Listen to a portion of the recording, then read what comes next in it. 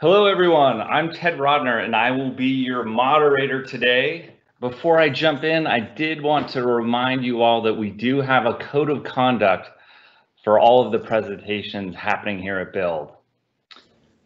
With that, I want to welcome you to our community session where we're going to be exploring how social impact founders are innovating to solve some of the world's toughest challenges. I'm joined today by Shalu Garg, Managing Director of Microsoft for Startups, who has been spearheading the Microsoft Global Social Entrepreneurship program, which launched in mid-March. Shalu will be chatting with CEO and founder of Xindi, Celina Lee. And with that, I will pass it over to Shalu. Great, thank you, Ted. Hey, everyone. This is Shalu Garg from Microsoft for Startups. A big hello to you from San Francisco. Before we get into the conversation with Selena here, I just wanted to level set a little bit in terms of what the Microsoft Global Social Entrepreneurship program is about. And then we will dive right into a fireside chat with Selena here.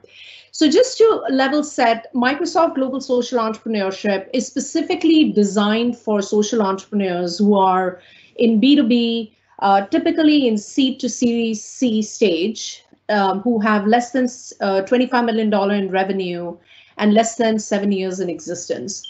We tend to look for solutions that are focused on addressing social or environmental challenges. So think of solutions that are specifically geared towards impacting community, society, or economy. It could be both local and global. Ideally, we look for solutions that have the ability to scale at a global level, because that's where the rubber meets the road, in not only in terms of just spanning the benefits of the program, but also for a social entrepreneur. When we were putting the constructs of the program together, which was, gosh, it's been ages, it was last year, one of the things we sort of whiteboarded is what is the benefit that we want to put on the board, which is going to have, or which will nurture these social entrepreneurs and give them an ability to grow and accelerate their business. So just to give you sort of a high level, and of course we have more details on the landing page listed right there.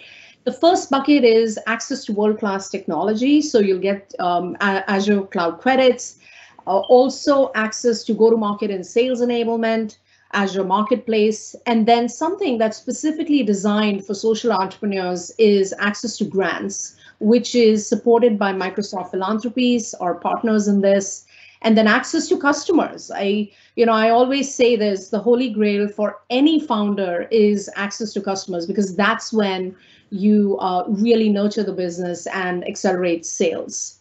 This is a global program available in 140 countries worldwide. We're super jazzed about it. In the last couple of months, we have met some amazing social entrepreneurs from around the world doing some really cool stuff, especially in these difficult times that we are in during COVID, and have seen some really great uptake of the program. So if you'd like to learn more or apply, please feel free to go to startups.com/social entrepreneurship. So with that, I'm going to bring Selena in. Selena, are you there?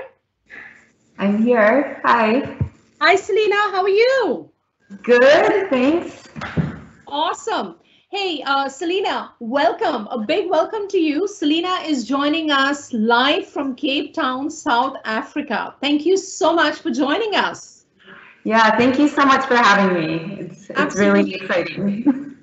So Selena, if you're okay with it, let's get your quick introduction of who you are, and of course, a little bit about Zindi as well. Sure. So I'm Celina Lee. I'm like Shalu said, I'm in Cape Town. I'm one of the co-founders, and I'm also the CEO of Xindi, which is the largest data science competition platform in Africa, currently sitting at over 14,000 data scientists from across Africa. That's great. So when we were putting our sort of brains behind this program, one of the things that we absolutely focused on is how do we ensure that we pick the best social entrepreneurs who are not only, as I mentioned, impacting the society or the economy, but also their local community. And this session is all about leveraging technology in bringing communities together. So with that, Selena, let me ask you, what is the mission of Xindi? And I know you've been as part of the program since its conception. Actually, you were one of our early adopters. I still remember having that conversation with you, but we'll get to that in just a minute. Share with us a little bit about your mission at Xindi.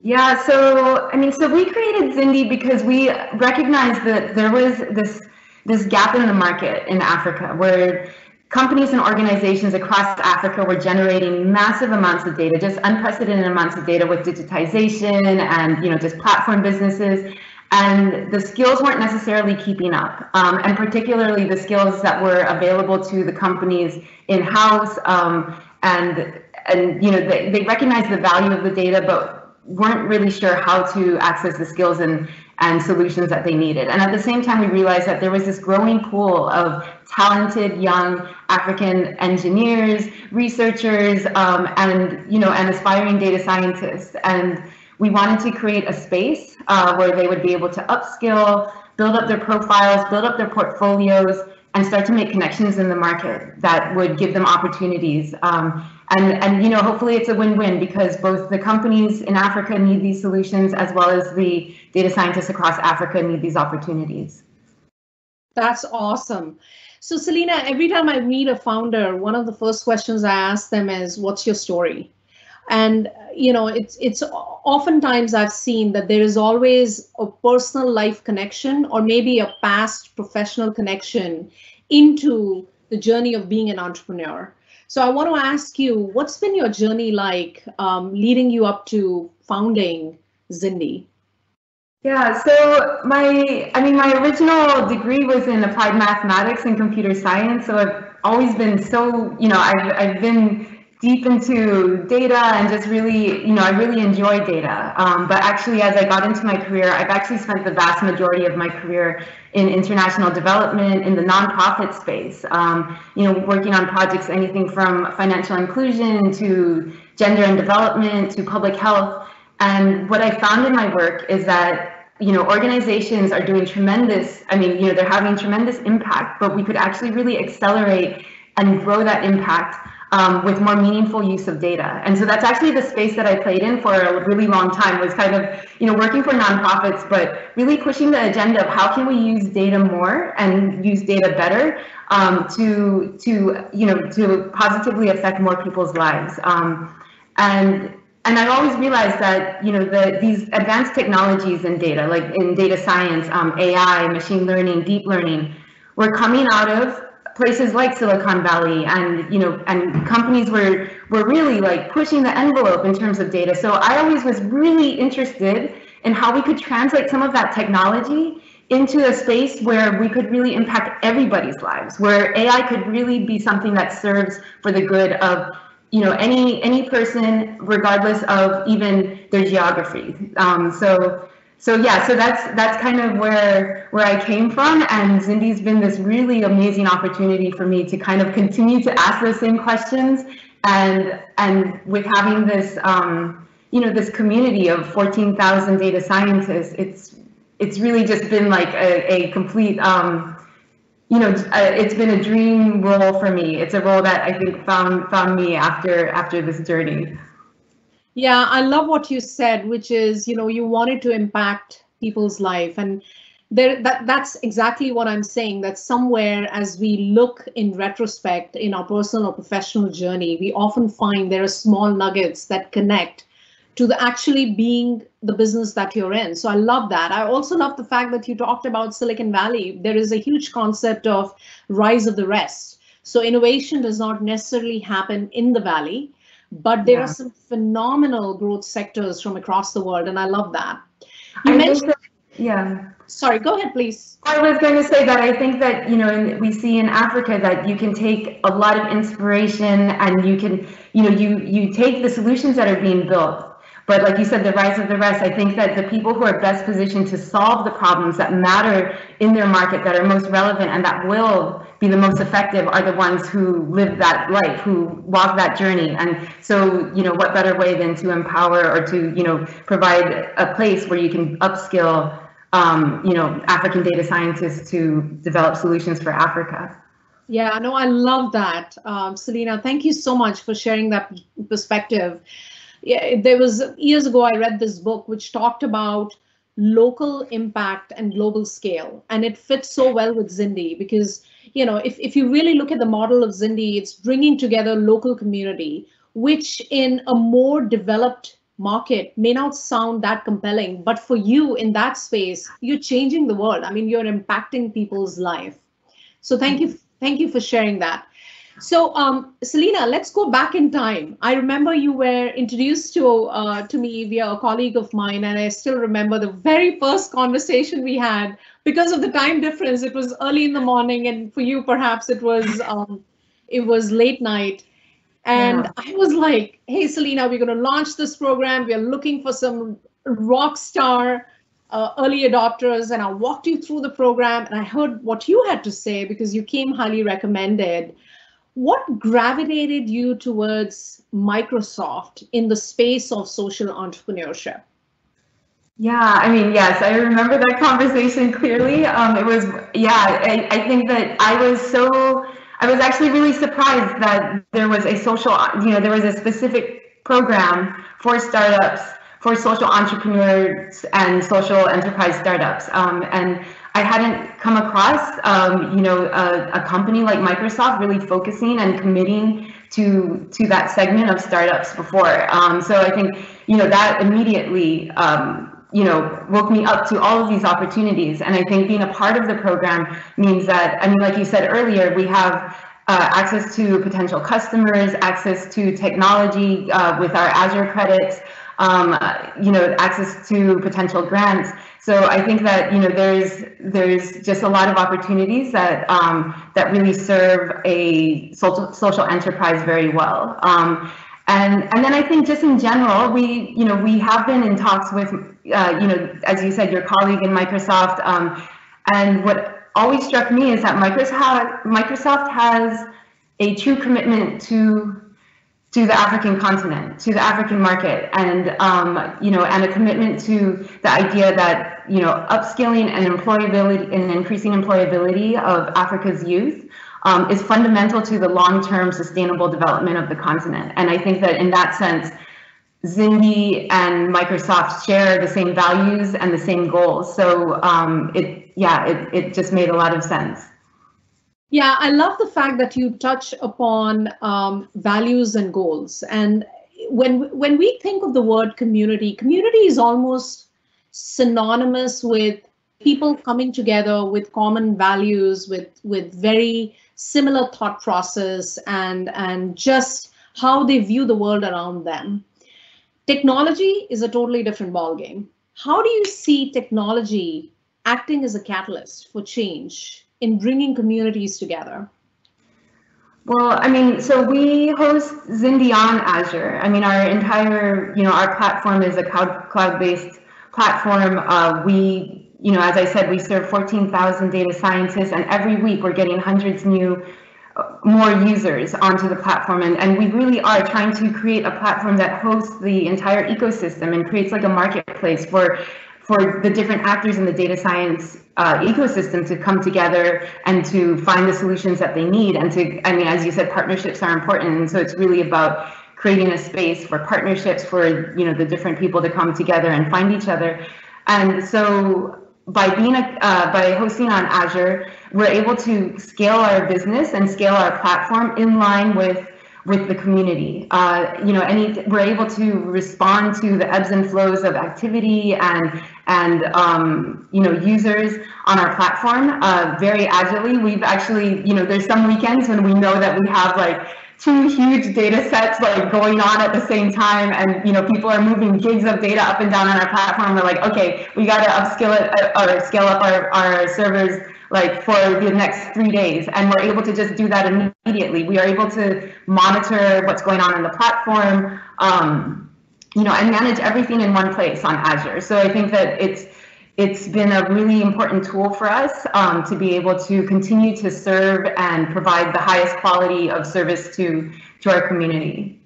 That's awesome to hear. So Selena, I know the last stat that I had was you were mobilizing about 10,000 data scientists on Azure, just in your region. And I remember a couple of weeks ago when I was talking to you about this session, you said, no, Shalu, it's not 10,000 anymore. It's 14,000. And you corrected me right there. How has life changed in the COVID world? Obviously, where we were a few months ago, we all are in different spaces. How do you think the life has changed for you in your local community, and specifically with regards to Azure? Yeah, I mean, the thing is that COVID and the lockdowns have really impacted a lot of people in our community. I mean, I've spoken to a lot of the data scientists in, across Africa, in Kenya, in Lagos, in Tunisia, and of course here in South Africa, and people have been tremendously impacted in the sense that they are now, a lot of our users are actually university students or recent graduates. Some of them have lost their jobs. Most of them have been sent home from their universities and have been cut off from their education. And what is actually resonating with me, or what I've heard over and over, is that their connection to their, to their previous endeavors and their, budding careers and their education, the connection that they have is through the internet, and and being able to connect to platforms like Zindi, connect to, I mean, basically that's how they're, and some of them have said, COVID means that they get a chance to upskill in the things that they've been wanting to. They've been taking a lot of e-learning courses. They've been playing around on Zindi and working on new data sets. So some of them have actually grasped this opportunity as a chance to continue to grow themselves independently. And the key to that has been platforms like Zindi, cloud-based resources that they're able to leverage. Yeah, you make an interesting point. In fact, I was reading a report late last week about upskilling and just general skills and employability rate, right? Now, obviously, we are seeing some fluctuation in the employment rate, but the skill section, surprisingly, the number had increased tremendously since the last few months, because it's not just about, going to a specific place to learn something. I think folks who are now exploring the online system they're sort of pushing themselves beyond what their limit is to see where else or what else could they do. Let me switch gears here to get to a topic I'm sure where you are always asked about. This is female founder, right? It's a topic that's near and dear to my heart. I've been advocating for many years. How is it being a female founder and driving a huge community of, I will get the number right this time, 14,000 data scientists locally in South Africa? How has the experience been? Yeah, it's been interesting. I mean, I've never been in this type of position before, but actually one of my co-founders is also a woman, Megan Yates. And together we will go to tech conferences and we'll look around and we'll say, wow, okay, we're the only, we might be one of the only few women in the room. We go to meetings, we're the only women in the room. It is, it's an interesting experience, but I think that this is the thing, is that women do have a different experience. And what's important is that the startup space is the seed for innovation, is the seed for new ideas and new perspectives. And the thing is if we don't capture everyone's perspectives, we're not actually putting out solutions that serve everyone. So I think that the important thing is that we want to, and it's just like what Zindi is about, is that we want AI to serve everyone. We want to create a space where we can have a more diverse pool of data scientists that are coming up with solutions, because we know that they'll be more relevant to a much broader population. And so I think that's what's important about having a space for female founders to come up. And how do we get there is, Shalu, it's been amazing getting to work with you, because I think you're right that, we need to support each other. And when I say we, it's of course women to women supporting each other, but it's also about everyone supporting each other. And particularly having a company like Microsoft showing the leadership to support female founders is a fundamental part of that equation to make this a more inclusive space for everyone. Yeah, no, Selena, I got to tell you, every time I get on a call with you, I'm always cheering for you, right? I'm always like, Selena, this is awesome. What else is going on? What have you been up to? And I love hearing your updates because, and it's not just you, there are tons of female founders who I work with. So that's just amazing. Keep that going. I know we have a few minutes here and I want to bring in some questions as well. But before we give it away to Ted to queue up for questions, one last thought-provoking question here, which is what's up next for Zindi? In the next 1 to 3 years, we are all living in a different world. There are so many speculations around how the industry is going to digitally transform. The industries that were queued up early on as sort of the leaders for a digital transformation, some of them have now become laggards. And the ones that were behind in the race are now, some of the industries are front runners, right? In your space, what's next for Zindi? Well, right. I mean, I think something that COVID has shown us and taught us is something that Zindi has already been proving for the last year and a half, which is it doesn't matter if you're in Zimbabwe or Tunisia, you can solve a problem for South Africa or even for New York or San Francisco. With COVID, we're realizing that geographies matter less. Talent matters more. Ability to leverage the power of platforms and the cloud is what's going to help us continue to connect where the supply and the demand need to meet. And so I think that Zindi, as Zindi, we see a lot of opportunities in the next year plus. Our first priority is to continue our journey. I mean, we've experienced exponential growth over the last, say, 6 months or so. And so, it's really about continuing to be the place for data science in Africa to capture, any data scientists or aspiring data scientists out there in Africa, to deepen the value that they're able to get on the platform. And then as well, we're starting to also, I think one of the important messages is also that, can we mobilize this community to solve problems that are even outside of Africa? So we're starting to actually host competitions and data sets that come from outside of the African region. So I think that even further beyond, there are, as you mentioned, you look for startups with local or even global potential, and I think that Zindi is one of them that does have a lot of global potential in the next year. Fantastic. Selena, from a little girl who wanted to impact the world and impact people's life to rise of the rest, Silicon Valley is not the hub for everything. There's tons of innovation happening globally. 2, geography matters less and talent matters more. I want to thank you for joining such an amazing conversation. We are honored to have you as part of our Global Social Entrepreneurship program, and we look forward to continue working with you. Thank you so much. Thank you so much, Sally. Yes, thank you. Ted, over to you for questions, please. Yeah, thank you. Yeah, we've gotten a few questions. I think the first one I'll direct towards you, Shalu. What do we mean when we say social entrepreneurship? What does that mean?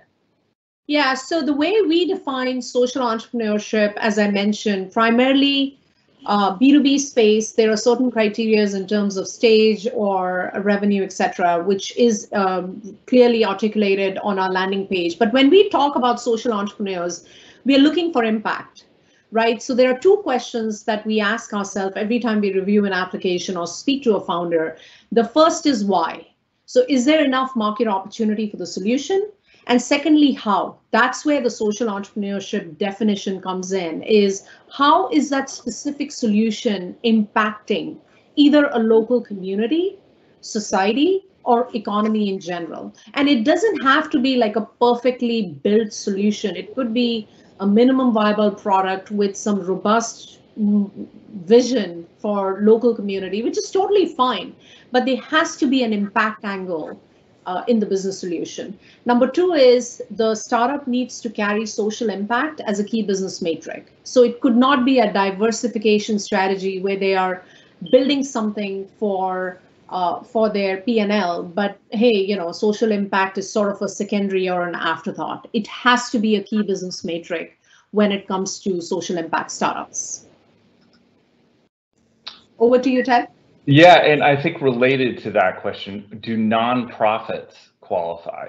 Yes, absolutely. In fact, we want to work with more and more nonprofits. When I talked about access to customers, there is we also give access to NGOs. So that's where most of the nonprofits come in as well. So if you're a nonprofit, please feel free to apply, because we are looking for some amazing nonprofit solutions as well. And our partner, internal partner, Microsoft Philanthropies, purely focused, majority of the business, of course, they work very closely with nonprofits. They are an equal partner in this. And of course, they're always looking for compelling solutions as well. Great. And then also kind of related, does Microsoft have a strategy of innovative startups developing digital transformation? I think that's yes, that would be covered by Microsoft for startups. But in terms of social entrepreneurships, do they have to have a platform or a pure technology player, or do you have other examples that would fit the criteria? So they do need to be a B2B solutions. Microsoft historically has been an enterprise company. Our bread and butter is the big enterprise that we work with. And we look for solutions that can easily co-sell or jointly sell with us to large enterprise customers. As I mentioned earlier, access to customers is one of the most attractive offering that we have, and a unique offering in the marketplace. And so back to your question, Ted, is in terms of digital transformation, absolutely. B2B is what we purely focus on when it comes to solutions. Great. And this question is for Selena. How can people take part in the Xindi challenges? Someone has asked. It's actually open to anybody, so you can go to Xindi Africa. That's our URL.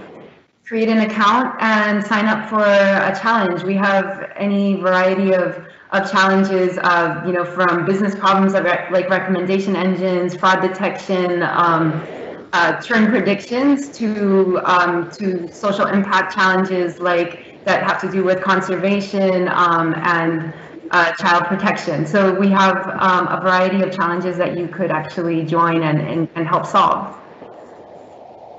That's great. And I think this question is for both of you, both Selena and Shalu. What advice would you have for someone looking to get into social impact or starting a social entrepreneurship company? Selena, you want to take a shot at this? I would say, just from the experience that I've had with Zindi, is the thing is that you should, you probably have something that you're passionate about or something that you really believe in. And I think that's the key ingredient to even get started. And I think, as you go, then it's about partnerships, it's finding like-minded people and organizations that you can align with and continue, growing your business together with. Yeah, just to add to that, Ted, I would say impact, right? So back to what Selena mentioned earlier, which I absolutely loved, is her mission or her vision or her goal in her life was to impact people's life. And you need to have that element of impact. And then secondly, don't be afraid to fail, because it's part of the journey. And also be ready to pivot, because as you move forward, you're going to get a lot of advisors and a lot of folks asking you to do different things. So just be prepared for that and don't be afraid of failure. Just keep your eye on the ball and keep moving forward. And then I think we have time for one last question. This is for Selena. Someone has asked, does Zindi have a vision for using data science to tackle more complex problems like corruption and the manufacture of fake medications in Africa? So, I mean, so it depends on what angle you're talking about, but I think that, you know, we are interested in more complex problems, you know, technically complex, or I think what you're talking about are, you know, are problems that are complicated to identify, to quantify, to collect data around. I think that, you know, we've come up with very creative, you know, with our partners, we've been able to collect very unique data sets and different data sets and combine them in different ways where we can, you know, unlock new insights. And so I think those are areas that we would be, you know, really excited to look into. But I think, you know, corruption, for example, we have been talking with a nonprofit organization here in South Africa called Corruption Watch that has a lot of data and that we will probably be, you know, be working with in the near future. So it's a topic that we're interested in for sure. Great. With that, I think we're out of time. I want to thank both Shalu and Selena for this really fascinating discussion, and I want to thank everybody else for tuning in. Please go to Xindi.com to learn more about Africa. Africa, and go to startups.microsoft.com to learn more about Microsoft's Global Social Entrepreneurship program. Thank you. Thank you. Thank you.